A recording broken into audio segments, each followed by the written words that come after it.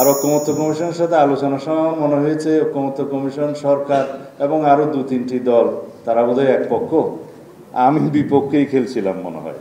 কিছু সত্য আবিষ্কার করতে পেরেছি। এতদিন আমরা মনে করতাম জাতীয় ঐকমত্য কমিশন রেফারির ভূমিকা পালন করছে বা ফ্যাসিলিটেটরের ভূমিকা পালন করছে। কালকে যে সুপারিশ তারা সরকারের কাছে প্রদান করেছে তার মধ্যে অবশ্য একজন দস্তখতকারী মাননীয় প্রধান উপদেষ্টাও বটে জাতীয় ঐক্য কমিশনের সভাপতি হিসেবে। তো সুতরাং সেটা এক পক্ষে সরকারেরও একটা এন্ডোর্সমেন্ট হয়, জাতীয় ঐক্যমত্য কমিশনের পক্ষ থেকে তো বটেই। কিন্তু রেফারিকে আমরা কখনো ভুল দিতে দেখিনি। যাই হোক, যে প্রপোজালসগুলো এবং সুপারিশগুলোর মধ্যে মোট সংযুক্তি সহ 94 পৃষ্ঠার একটা দলিল, তার মধ্যে প্রধান উপদেষ্টাকে উদ্দেশ্য করে চিঠি লেখা হয়েছে। ওখানে প্রধান উপদেষ্টা নিজেই দস্তখত করেছেন ঐকমত্য কমিশনের সভাপতি হিসেবে। তো বলা যায় সরকার এবং ঐকমত্য কমিশন তো মূলত একই। আর ঐকমত্য কমিশনের সাথে আলোচনার সময় মনে হয়েছে ঐকমত্য কমিশন, সরকার এবং আরো 2-3টি দল তারা বোধহয় এক পক্ষ, আমি বিপক্ষেই খেলছিলাম মনে হয়। তো সেই হিসেবে জাতির পক্ষেই দায়িত্ব পালন করার আমরা চেষ্টা করেছি। কিন্তু আমার কেন জানি মনে হয়েছে কিছু দলের প্রস্তাব এবং ঐক্য কমিশনের নিজস্ব চিন্তা ভাবনা জাতির উপরে জবরদস্তি আরোপিত করার একটা প্রচেষ্টা লক্ষ্য করেছি।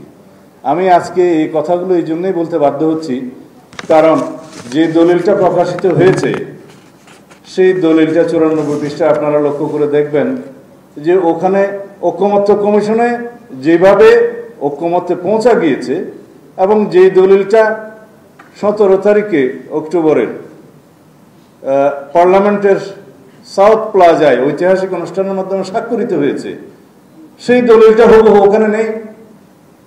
শুধু আছে ঐকমত্য কমিশনের প্রস্তাব, রাজনৈতিক দলগুলোর যে সুপারিশ এবং ঐকমত্য হলো, কিভাবে হলো, নোট অফ ডিসেন্ট কোথায় কোথায় আছে, কোনো কিছুরও সেখানে উল্লেখ নেই।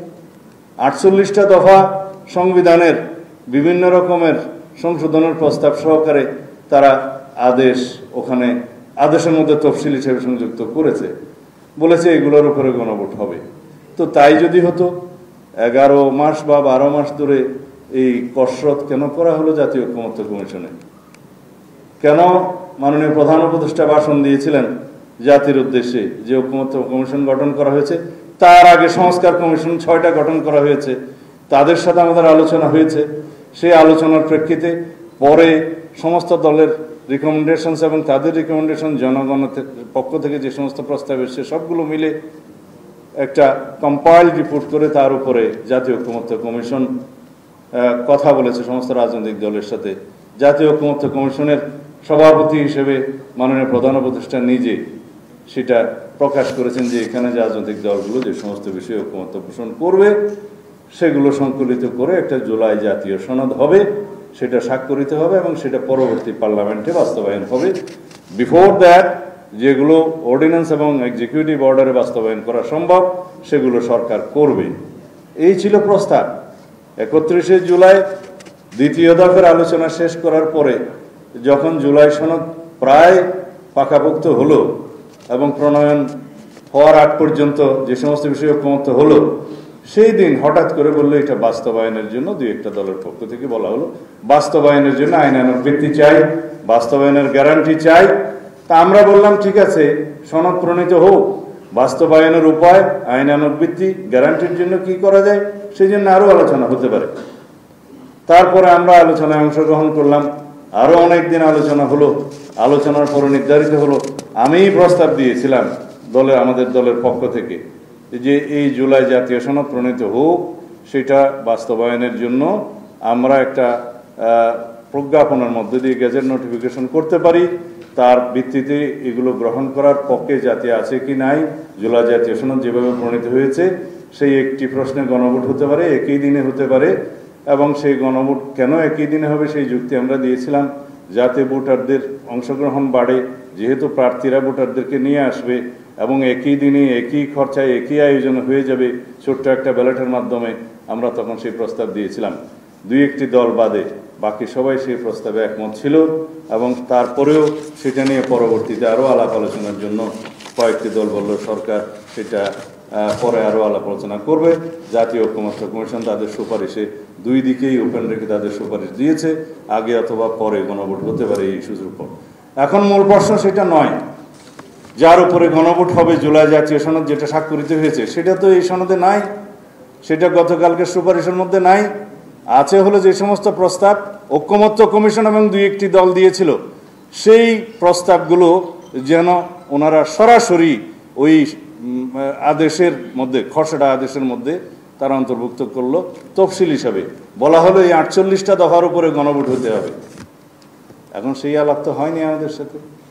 ঐকমত্য কমিশনে ঐকমত্য হয়েছে with note of dissent certain পয়েন্টসে, যে সমস্ত রাজনৈতিক দলগুলো এই সমস্ত নোট অফ ডিসেন্ট দিয়েছে সেই সমস্ত নোট অফ ডিসেন্টগুলো তারা ইশতেহারে, নির্বাচন ইশতেহারে উল্লেখ করবে। আপনারা দেখুন সেই 56 বই যেটা আছে সেই ইশতেহারে উল্লেখের পরে যদি জনগণের ম্যান্ডেট প্রাপ্ত হয় সেগুলো তারা সেভাবে বাস্তবায়ন করবে। তো জাতীয় ঐকমত্য কমিশনের উদ্দেশ্য ছিল ঐকমত্য প্রতিষ্ঠা করা। এখন এখানে এসে এই অবস্থায় জাতীয় ঐকমত্য কমিশন যে সমস্ত প্রস্তাব দিয়েছে সেখানে শুধু জাতিতে বিভক্তি হবে, অনৈক্য হবে এবং এখানে কোনো ঐকমত্য হবে না। এর ভিত্তিতে তারা কি অর্জন করতে চায় আমরা জানি না।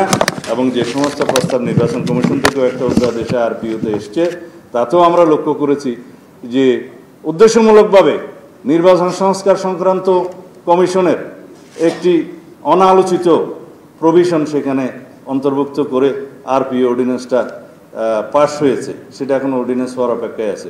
যেমন জোটভুক্ত যে কোনো রাজনৈতিক দল তাদের স্বাধীনতা ছিল নিজস্ব প্রতীকে অথবা জোটের যে কোনো প্রতীকে নির্বাচন করতে পারবে।